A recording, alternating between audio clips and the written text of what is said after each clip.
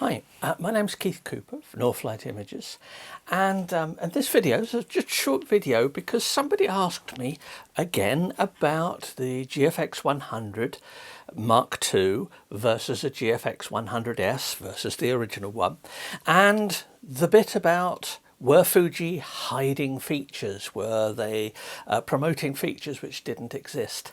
The very question tells me that you need to look more at specs for cameras and beware marketing, because sometimes marketing can give slightly wrong impressions.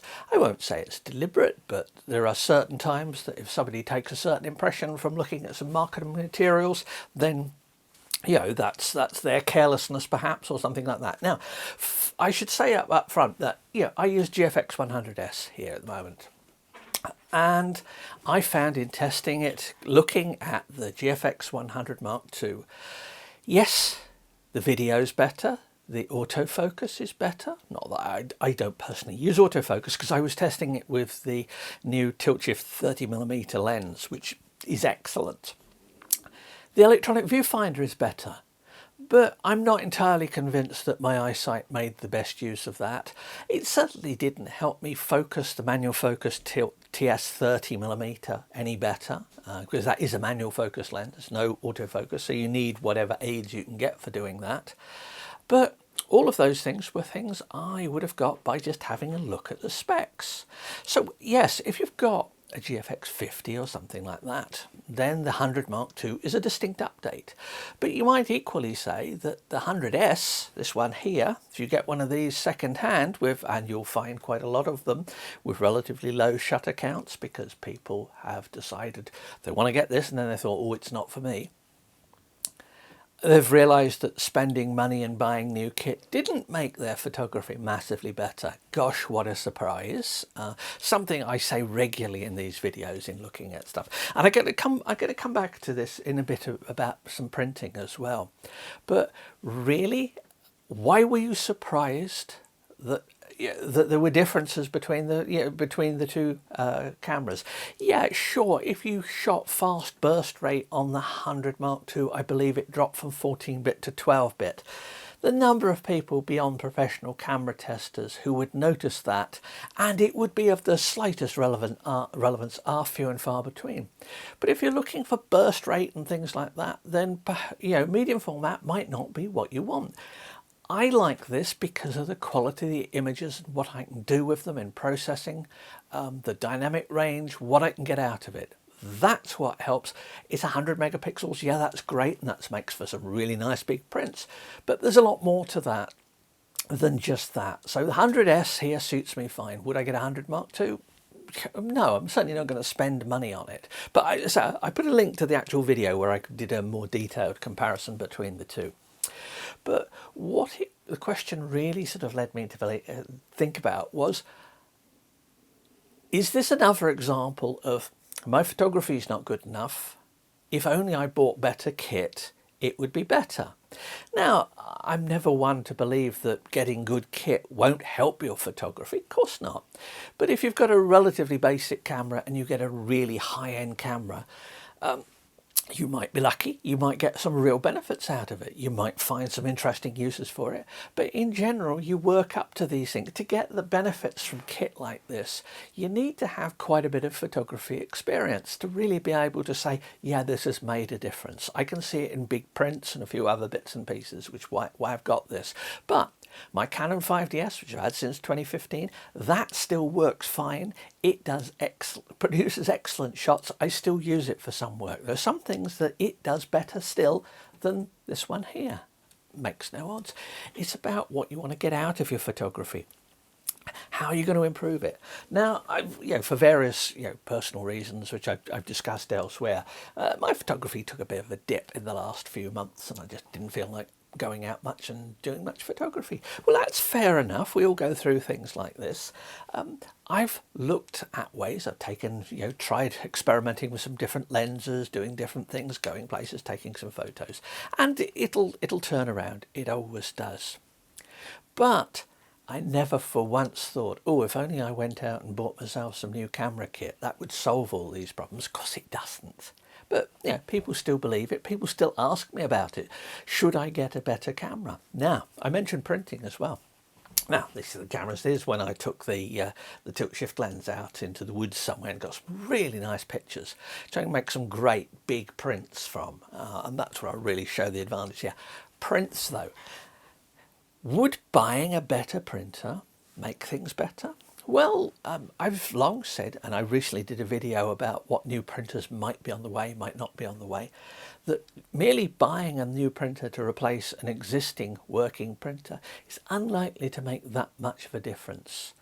The real problem that most people have with their photography is they don't take enough pictures, and I think that printing can, for many people, really help your photography. And I think a lot of people don't print things. Now, the price can be a bit of a problem here. You know, people think, well, yes, it's expensive. Yes, it can be. But if you look at some of the newer ink tank printers, you can get very good quality out of them relatively cheaply. Now, you're going to have to pay some money to get results from this. If you don't like printing, well, that's good. Find some other way of getting expression from your photography. I personally don't get any enjoyment out of sharing photos and people ticking likes and things like that. That to me is absolutely worthless. But then again, I don't have an Instagram account and have no interest in an Instagram account. Never have done.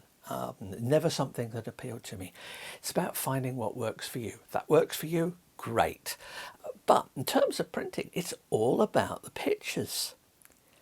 And I'd say it's about actually taking time to print things, because I know quite a lot of people have said, I've got into, maybe through the assistance of some of my reviews or something like that, I said, oh, I've got into printing and I found it's really helped my photography. Great, that's what I hoped it would do. I know it's not for everybody, but you don't need the absolute best printers. If you get a good printer and get some profiles for it, and you get some reasonable papers, you should be able to develop your printing skills. You may well develop your printing skills enough that you actually go, oh, hang on, this printer, I'm seeing some deficiencies in it, I'm not getting the tonal range, I don't like the gloss differential or something. Then you know enough to actually look at other printers.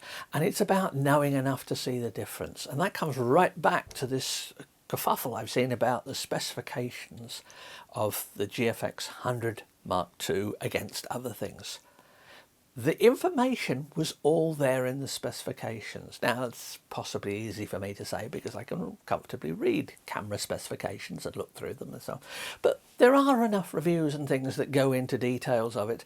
They don't tell you, oh, you absolutely have to have the latest and greatest. They're not sort of fan-derived sites which go, oh, this is the latest from brand X, therefore it must be great.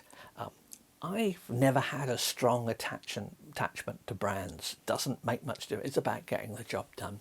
Likewise with printers and things like that. So, if anything, next time you see a new camera and you see people arguing about, it's one spec versus another, consider, are they doing, is this argument about cameras they're actually seriously going to get, or are they just arguing for the hell of it, which people will do?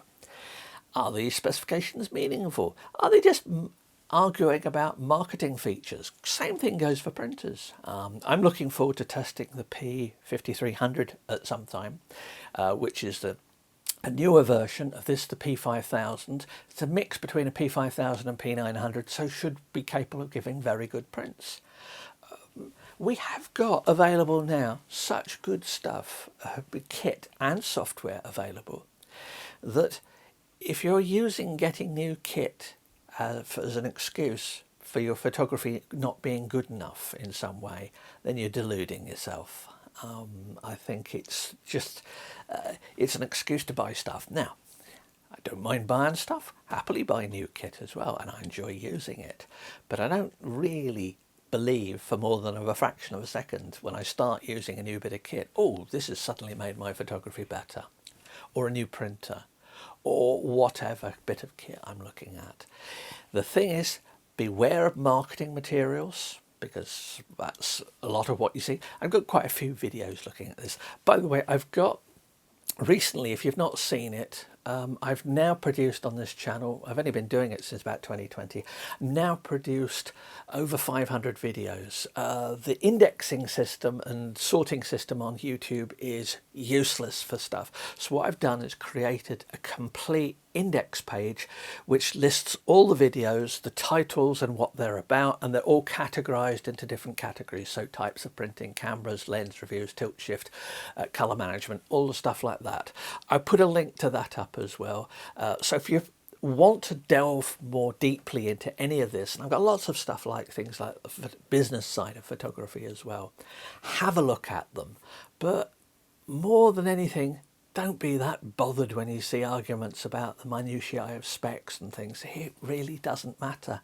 Particularly when you realise that most of the people arguing about it probably could never afford to buy the kit in the first place. Or if they could, they wouldn't buy it for some spurious reason or other. Anyway, if you've got any comments and questions, please do ask, because it's people asking questions of stuff that give me ideas for short video clips and things, and answering questions and specific information. So thanks for watching, and for my friends in the US, happy holidays or whatever, and I hope the travel goes okay. Thanks very much. Bye.